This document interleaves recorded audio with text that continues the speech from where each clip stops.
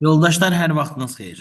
9 Mart dövlət qulluğu üzrə təşkil edilmiş BA, AB, AC və BB kateqoriyası üzrə imtahanların informatika suallarını bir araya toplamışam. İzah edirəm ki, hamısını dinləyəsiz, həllərini biləsiz. Burada bütün kateqoriya imtahanlarından sual var. İmtahanların da təxminən üçü eyni saatda təşkil edildiyi üçün demək olar ki, həmin imtahan sualları hamısı eynilik təşkil edirdi. BB kateqoriyası üzrə imtahan isə səhər olduğu üçün biraz fərqli suallar var idi. Burada gördüyünüz sualların içində həm BB, həm BA, həm AC, həm də AB imtahanından suallar var. Onsuz da hər bir şəxs, hazırlaşan şəxs proqramına aid olan sualları bilir. Yəni gördünüz ki, proqramımıza aid deyil, qulaq asmayın. Elə sual sayda 1-2 dənə olar maksimum. Deyir uyğunluğu müəyyən edin. Raster, vektor və üç ölçülü. Riyazi cəhətdən təsvir olunan həndəsi obyektlərin əmələ gətirdiyi spesifik tip qrafik obyektdir. Bir neçə verilənin əmsallarının köməyi ilə çox mürəkkəb formalı həndəsi fiqur xətlərinin təsvir etmək üçün nəzərdə tutulub. Rəsmlərin ən yaxşı emal olunduğu vasitədir. Kino və televiziya sahələrində xüsusi effektlərin hazırlanması üçün istifadə olunur.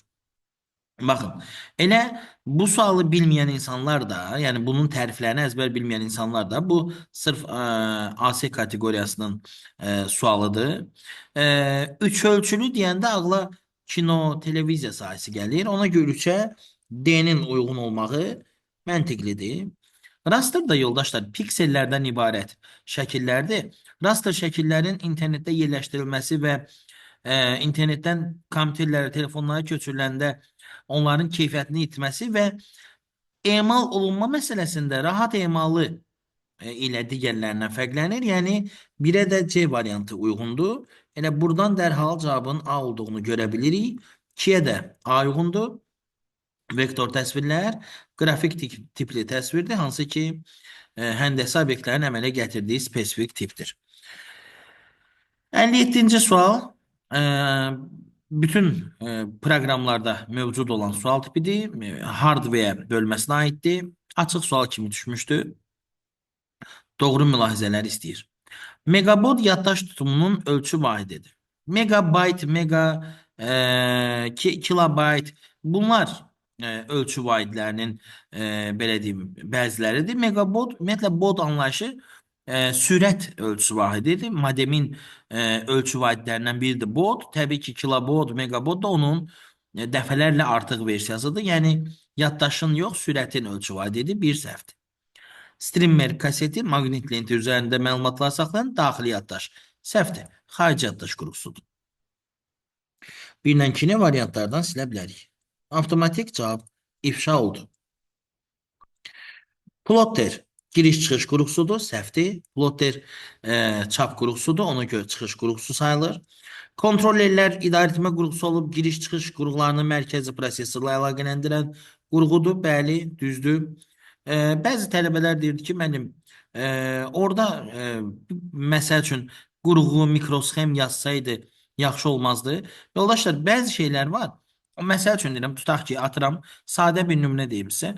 Yazıb ki, məsələn, alma şirin meyvədir. Bunun tərifini yazıb. Siz də bunu belə əzbərləmişsiniz ki, alma şirin meyvədir. Sabah alma şirindir yazsa deməyəcəksiniz ki, burada meyvə sözü yoxdur, səhv olub. Yəni, nə izah eləmək istəyirəm? Tərifləri birbaşa cümlə-cümlə, sətir-sətir, söz-söz əzbərləməyin. Məntiqini başa düşün. Kontrollerlər idarəetmə qurğusu kimi, idarə qurğusu kimi giriş-çıxış qurğuları və mərkəzi prosesor arasında əlaqə yaradır. Bunu bilməyiniz kifayət eləyərdi. Şin nədir bəs? Şin də belə deyək, kontrollerlərlə giriş-çıxış qurğuları arasında verilənlərin siqnalların ötürülməsi üçündür. Şin və yaxud kabellər toplusu kimi də baxa bilərsiniz buna. KMOS da vaxt, saat və tarix konfigurasiyalarını yadda saxlayan dinamik yaddaşdır. Enerjidən asılı deyil. 4, 5, 6 düzdür. Skynet isə periferiya qurğularını idarə edən qurğu kimi verim. Təbii ki, yanlışdır. Skynet özü periferiya qurğularından biridir. 58-ci sualda bütün kateqoriyaların belə deyək, proqramında olan Excel proqramına aid bir sualdır. Burada sizdən S7 xanasını istəyir. S7 xanasında gördüyünüz kimi S6 çıxılsın, A6 vurulsun, B6 tələb olunur. S6 nədir? S6 Sum C1, C5'dir. C1'dən C5'ə qədər hər şeyi toplamalıyıq. 12, 19, 25 və 8, 33. Çıxılsın A6. A6 da average A1 qoşu nöqtə A5'dir. Yəni A1-dən A5'ə kimi ədədlərin ədəd ortası. 9, 15, bu da 10. 25, 25'i böldürüyor onların sayına. 5. Vurulsun B6. Maksimum B1, B5. Yani B1, B5 diyapazonda en böyük ədədi tap. 6'dır en böyük ədəd. 33 çıx. 6 vur 5. Edir 3. Bu imtahanda tələbəmiz maksimal nəticə göstərib, informatikanın bütün suallarını düz yazıb və həmin tələbəmizi kurs tərəfindən kiçik bir hədiyyə ilə mükafatlandırmışıq və kursumuzun daha 22 tələbəsi isə 15 üzərindən 14 informatika yazıb. Böyük nailiyyətdir, çoxdandır. İmtahanlarda bu qədər sərrast şəkildə ideal nəticələr görmürdük. Çünki imtahanlarda müəyyən qədər məmmalı suallar, qanunlara istinadlar olurdu. Amma son imtahanın sualları kifayət qədər ənənəvi öyrəşdiyimiz və standart tipləri əhatə edirdi deyə tələbələr də çox əziyyət çəkmədi yoldaşlar. Yəni eşitdiyiniz kimi mən burada Dövlət İmtahan Mərkəzinin imtahanını tərifləmiş oluram ki, yəni normal salmışlar. Yəni çətin değildi. Gərək haqqı deyəsən, informatika çətin değildi. Məntiq çətin idi. Məntiqin də izahlarında bunu görəcəksiniz. OSI modelinin aşağıdan yuxarıya kimi ilk 5 səviyyəsini tapın.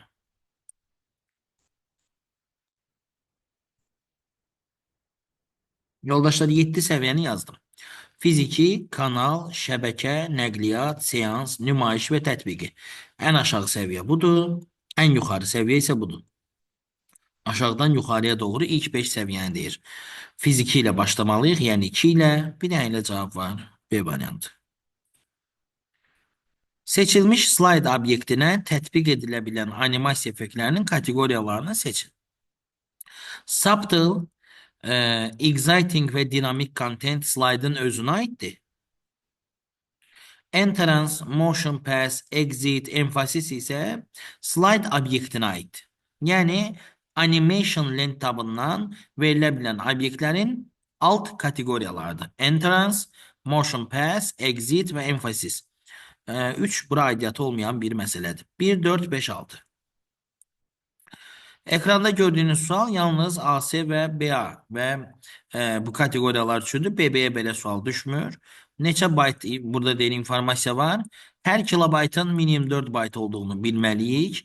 Ona görə 5 vurulsun 1024. Cavabı baytla ifadə edirik. Çıxılsın 1024 üstə gəl 136. Nəzərinizə çatdırım ki, sınaq və qəbul izahlarına baxan tələbələr bütün proqramı bitirmiş potensiallı tələbələr olmalıdır. Yoxsa əziyyət çəkərlər məlumatlarda. Bunları da hesablayanda yoldaşlar 3960 eləyir. Cavab A variantı. Sənədin seçilmiş mətn fraqmentinin fon rənginin dəyişdirilməsi. Bu, seçilmiş mətnin özünün estetikasıdır. Bu mətnin şriftinin rəngidir. Bu səhifənin kənarlarına xətlərdir. Bu da səhifənin orientasiyasıdır. Səhifənin fonunu bu highlighterlə rəngləmək olar. Burada vedrə işarəsi var. Bilirsiniz, Word-də vedrə işarəsi var. O işarədə düşsə, o da arxa fonu rəngləyir. Əslində highlighterlə o bir-birindən fərqlənir. Bunun adı shadingdir. Bunun adı highlighter. Highlighter işıqlandırma, arxa fonu digərlərindən fərqləndirmək üçündür. Shading isə arxa fonu rəngləmək üçündür. Qısacası bu ikisini eyni anda versəydi, sualda tərəddüd yaranardı. Ona görə gərək ya onun, ya onu versinlər. Ya da ikisini eyni anda verəcəksə, detallı şəkildə desinlər hansını istəyirlər. Burada tərəddüd yoxdur. Arxa fonu rəngləmək üçün yalnız B variantı uğurludur. Sərlövhələri yerləşdirmək olar. Harda? Səhifənin yuxarı və aşağısında. Nədir sərlövhə? Column title, yəni header and footer. Aşağıdakılardan hansı hərbi müəssisələri göstərən domendir? Təbii ki, military. Hərbi təşkilatlar üçün nəzərdə tutulub. Plain number 3 əmri nə üçün nəzərdə tutulub? Plain number 3 əmri işarələnmiş əmr. Fikir verin, page number əmri üçün nəzərdə tutulub. Page number əmri səhifələri nömrələmək üçündür. Bottom of page səhifənin aşağısı deməkdir. Səhifənin aşağısında nömrələmə aparır. Fikir verin, nömrələmə də sağ tərəfə düşüb. Deməli, sənədin aşağı sağ tərəfinə səhifə nömrələrinin əlavə olunması üçündür. Düzbucaqlı şəklində seçilmiş xanalar qrupu Excel-dən bilir hamı nə adlanır? Diapazon. Hər hansısa bir qovluqda Word doc faylı saxlanır. Həmin qovluqda alt qovluq yaradırıq və Word-ü həmin yeni yaradılmış alt qovluğa daşıyırıq. Ondan sonra faylın adı bax belə olur. Yoldaşlar, Word doc faylı bu dəqiqə hansı qovluqda yerləşir? Proqramlar qovluğunda. Deməli, proqramlar alt qovluğuna daşınıb. Əgər daşınmasaydı, o burada olmazdı. Sizdən də onu soruşur. Deyir, daşınmaya qədər faylın adı necə olub?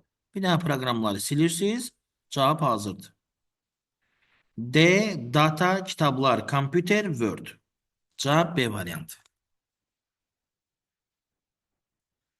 Növbəti sualda deyir ki, bizə A adlı şəxsə tanımadığı bir hesabdan aşağıdakı məzmunda mesaj daxil olub. Siz 1000 manat mükafat kazanmışsınız. Mükafatı əldə etmək üçün bu mesajı 5 dostunuza göndərməli və linkə keçib bank məlumatlarınızı təqdim eləməlisiniz. Və linki verim. 9 Mart imtahanından qabaq 2 Mart imtahanı təşkil etdiyi kursumuzda onlayn qaydada sınaq təşkil elədik.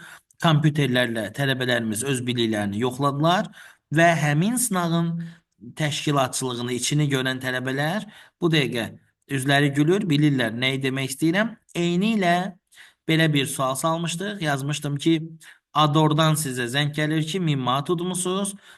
Siz bizə nə bilim link göndərik, bank məlumatlarınızı verin və s. Yəni demək olar ki, eyni ilə bu sual tipindən bir həftə öncə sınağımızda istifadə etmişdik. Bu cür linklərə daxil olmamalı, göndərilmiş mesaj silinməli və mesaj göndərilən hesab bloklanmalıdır. Çünki bunlar hücumdur, təhlükəlidir. Deməli, yoldaşlar, kompüterə yoluxandan sonra hər hansısa bir qovluğu şifrələyərək şifrələnmiş məlumatların açılması üçün ödəniş, fidyə tələb edirsə, bu proqram təminatı ransomware adlanır. 70-də isə D2 xanasında olan düsturun D3 xanasına sürüşdürülməsi nəzərdə tutulur. D2 xanasında olan düstur D3-ə sürüşəndə təbii ki, sütunlar üzrə sürüşmə baş vermir. Gördüyünüz kimi eyni hərflərdir. Sətirlər üzrə 2 nömrəli sətir 3 olubsa, sətirlər 1 vahid artır.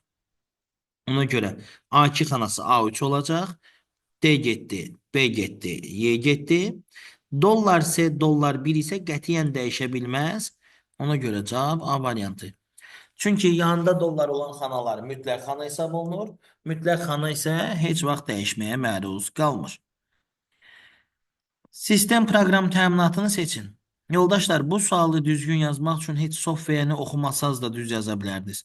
Klaviatura, RAM, Skyner və ROM qurğudur. Qurğularda proqram təminatı deyil, aparat təminatıdır. Şu cavab qalır D variantı. Belə də ki, sistem proqram təminatının özün iki qolu var, baza və servis. Burada utilitlərdə, antiviruslarda servis proqram təminatına daxildir.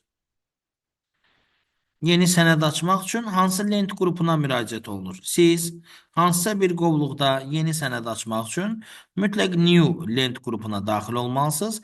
Yeni qovluq, yeni sənəd yaratmağın yolları new qrupundan keçir. Cavab B variantı.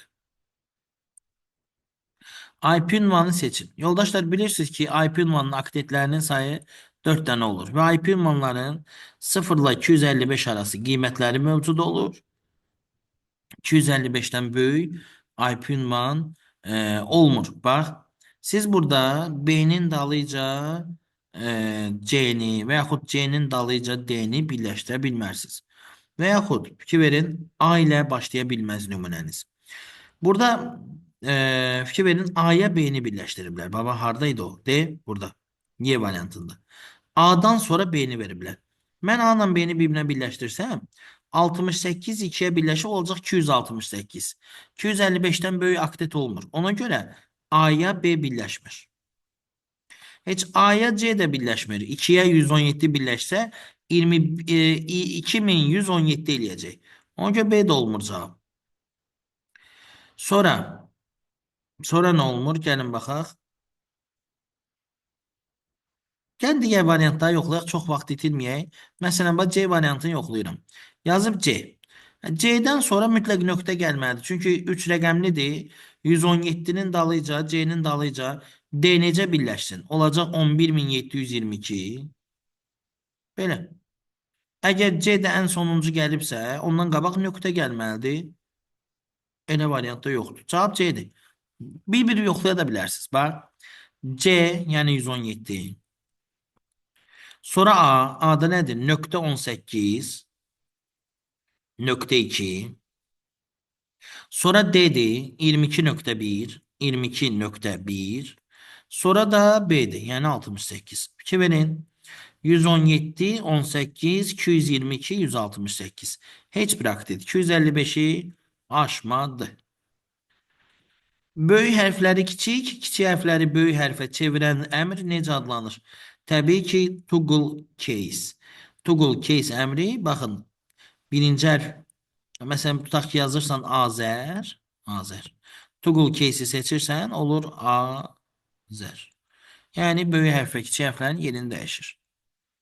B sütununun enini hansı yolla artırmaq olar? Excel proqramında sütunun sonunda, yəni digər sütunun başında, yəni B sütunundan danışırsa, B ilə C-nin arasındakı xətti mouse'la tutub sağa doğru dartmaqla